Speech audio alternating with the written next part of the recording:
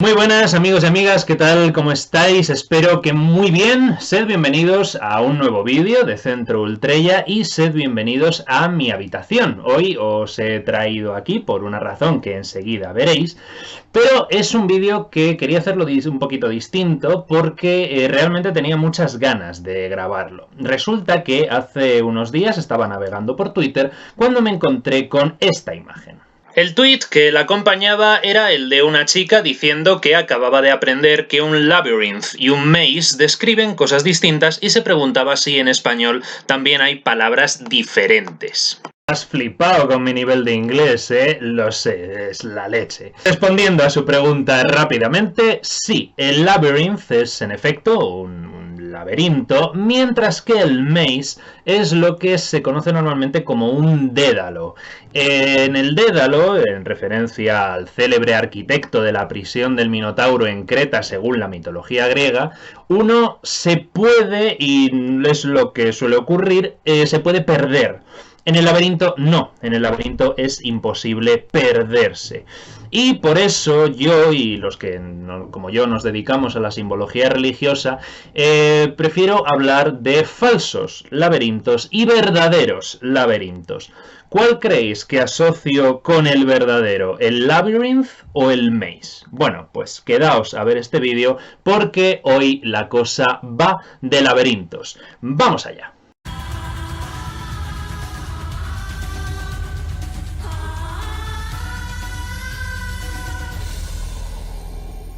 El laberinto es uno de los símbolos más antiguos que ha conocido la humanidad. Estamos hablando de miles de años antes de Cristo. Es una palabra cuya etimología, la verdad, es extraordinariamente compleja y nadie termina de saber muy bien lo que significa. Y quiero hablar de la diferencia entre los dos laberintos. Uno de ellos es este.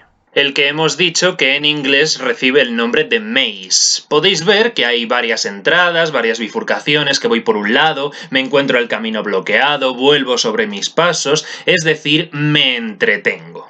Este es el que tradicionalmente desde el siglo XVIII, y por eso el nombre correcto no es en realidad el de Dédalo, sino que se suele llamar el laberinto barroco, es el que se considera, y a día de hoy se sigue considerando, y así lo seguimos llamando, como laberinto. Es decir, un lugar en el que te metes para perderte, un lugar en el que estás perdido y en el que constantemente tienes que elegir, tienes que encontrar la salida. Y normalmente tardas mucho, es bastante complicado salir de este tipo de laberintos. Y me gusta comparar este tipo de laberintos con la educación reglada, o con el trabajo, que para el caso es lo mismo. Cojamos una barra de tiempo, ¿no? El dios Aion de los griegos, la idea de la eternidad, ¿no? Una línea que estiro mucho hacia un lado y estiro mucho hacia el otro, hacia los infinitos, ¿no? Y el infinito no hay dos infinitos, hay solamente un infinito. Por lo tanto, todo se conecta en la infinitud del tiempo. ¿De acuerdo? Entonces confiemos en esa barra del tiempo que es la eternidad. El tiempo, que es la sustancia de la que está conformada la vida, que por cierto es sagrada.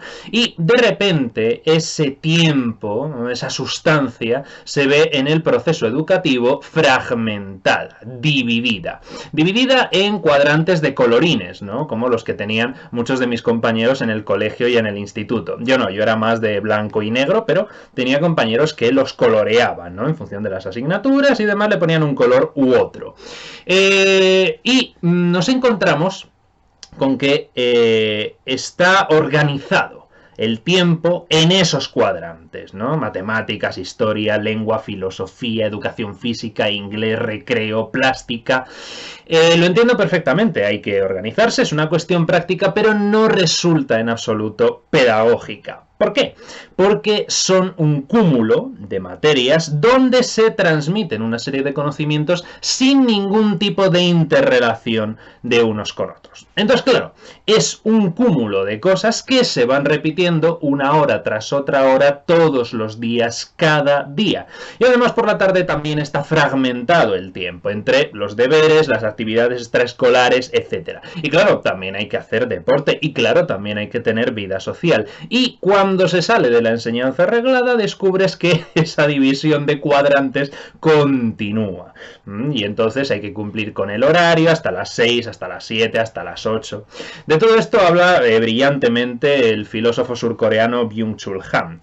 Porque claro, ¿qué acaba generando todo esto? Pues que las personas estén perdidas, ¿no? Mil cosas que hacer de aquí para allá, de un lado para otro, sin una dirección clara. Entonces, eso es lo que los que nos dedicamos al mundo de la simbología religiosa, como digo, llamamos un falso laberinto. El verdadero laberinto, queridos amigos, queridas amigas, es este. Venid, que ahí está la clave del asunto. Amigo, aquí. Este es. Estoy seguro de que muchos habéis visto alguna vez esta forma. Es efectivamente el famoso laberinto de la Catedral de Chartres, en Francia. Y entonces, como podéis observar, es muy distinto del laberinto que en inglés llamamos maze. Este sí es el laberinto y me gustaría señalar las diferencias con el anterior. Para empezar, solo tiene un acceso. Solo hay una entrada y cuando entro en este laberinto, el laberinto no me ofrece opciones. Es un solo camino que yo voy andando y cada curva me lleva a la siguiente. Es un trazo único. Este laberinto va a un lugar. El trazado del laberinto va por todos los lugares, pasa por todas partes de ese laberinto y llega al centro. Y una vez en el centro, la única manera de salir es desandar lo andado, por lo que el lugar de entrada es también el único lugar de salida. Un laberinto verdadero es un recorrido único y ordenado. La palabra orden en griego es cosmos, por lo tanto un laberinto verdadero es un recorrido cósmico. Las diferencias con respecto al anterior son todas. Este es el laberinto verdadero, es el laberinto tradicional, el que usaron los griegos, en el que aparecen los petroglifos gallegos, es el laberinto que apareció en los templos paleocristianos, es el laberinto simbólico que se vincula con un proceso de connotaciones espirituales de corte iniciático. Es un camino al centro, al corazón, a la esencia. Volvamos de nuevo a Grecia. En el mito griego, en el centro del laberinto, ¿quién estaba? El Minotauro. El Minotauro es ese ser híbrido al que Teseo tiene que matar. Es uno de los grandes ejemplos del camino o viaje del héroe, ¿no? Es el héroe que sigue su camino, que efectúa la acción heroica y que regresa. Y cuando regresa ha experimentado una transformación. Por eso el laberinto verdadero es iniciático. El centro del laberinto es el símbolo de la muerte simbólica y la salida del laberinto es el símbolo de la resurrección. El que entra en el laberinto, llega al centro y sale del laberinto, se ha transformado. Por eso no sorprende que este laberinto se encuentre en el suelo de una catedral cristiana del siglo XIII. Se utilizaba como parte de los rituales de la época de Pascua, donde el tema de la muerte simbólica y la resurrección es omnipresente y totalmente oportuno, porque los fieles, acompañados de cánticos y de símbolos, acudían precisamente a recorrer este laberinto para morir y para renacer, porque es un símbolo transformador. Ante todo, el laberinto es un símbolo de la transformación. Emplearé otra metáfora. El Camino de Santiago es esto, es una peregrinación. El peregrino va a un lugar, además fijaos, a la Costa da Morte, después de un muy largo proceso, que es un proceso único, secuencial y ordenado. Y cuando llega allí tiene que regresar, porque ya sabéis que el verdadero Camino de Santiago es de ida y de vuelta. Y es más, el regreso es más importante que la ida, porque si uno solamente va, se queda ido, Entonces hay que regresar. De hecho, a ese regreso está consagrada una de las grandes obras maestras de la literatura universal, que es la Odisea, que es un libro que solamente habla sobre el regreso. El camino de regreso es el que completa la transformación. Un peregrino lo es cuando el que regresa es diferente al que se fue. Ha muerto y ha vuelto a nacer. Entonces el laberinto es esto y el Camino de Santiago también. Es más, ahí tenemos el famoso juego de la oca, que es una suerte de laberinto que imita la peregrinación. Hay que llegar a un centro, que es el jardín de la oca, que representa la transformación, y regresar. En el juego de la oca no gana el primero que llega al centro, gana el primero que llega al centro y regresa a la casilla de salida. ¿Y a santo de qué todo esto? Pues que a lo que deberíamos aspirar antes que hablábamos de la educación, en el trabajo y creo que en general en nuestra vida es precisamente a trazar este laberinto. Un laberinto verdadero, porque demasiado a menudo tengo la sensación de que estamos viviendo en un falso laberinto, en un maze, en una suma infinita de acciones, de requerimientos, de afanes, de ocupación permanente que nos tienen completamente perdidos, porque no llevan a ningún sitio. El objetivo no está claro. En una peregrinación el objetivo está más que claro. San Isidoro de Sevilla, en sus maravillosas etimologías, establece la diferencia entre andar y caminar, y dice que andar es desplazarse a pie, mientras que caminar es andar hacia un objetivo. Y San Isidoro matiza, dice, el que anda avanza, pero no tiene la certeza de llegar a ningún sitio, y el que camina llega a donde pretende llegar. Entonces, una suma infinita de acciones que no se relacionan entre sí y que no tienen una dirección es nada, porque después de todo ese trayecto que es agotador, nada.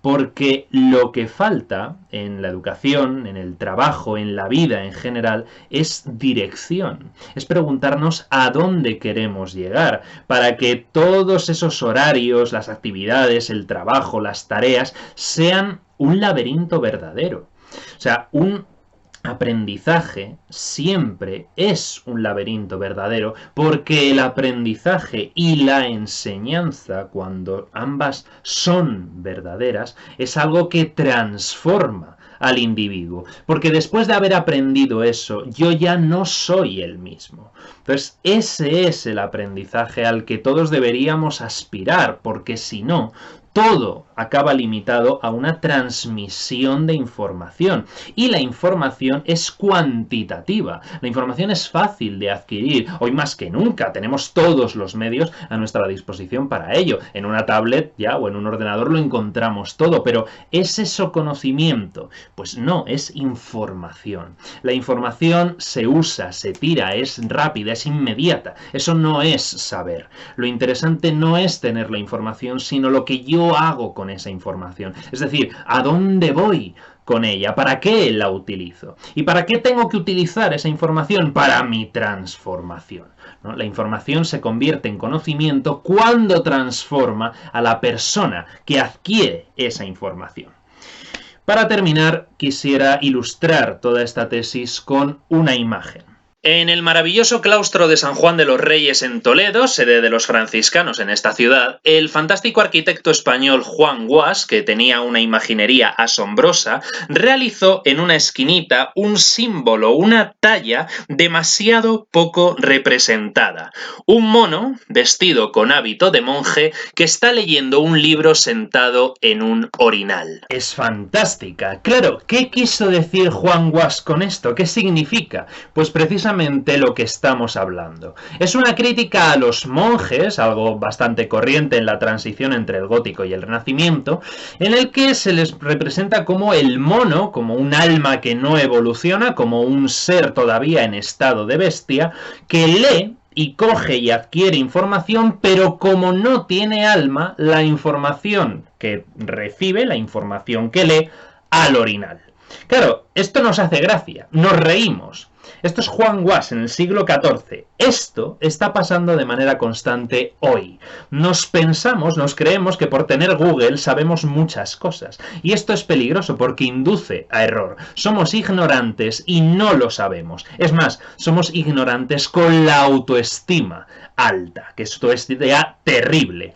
La información en sí misma no sirve para nada. El exceso de información que no se utiliza correctamente es tan nocivo como la carencia de información. Ahora nos hemos ido al otro extremo. No se trata de tener más información, sino de saber qué hacemos con esa información. Se trata de cambiar el laberinto de la eterna información que no me lleva a ninguna parte por el laberinto de la información correctamente empleada que me lleva al centro, a la transformación de la persona. Y creo, sinceramente, que deberíamos vivir para la transformación de la conciencia, para llegar a ser lo mejor que podemos ser, para desarrollar nuestra parte más divina, como ya recomendaba Pico della Mirandola.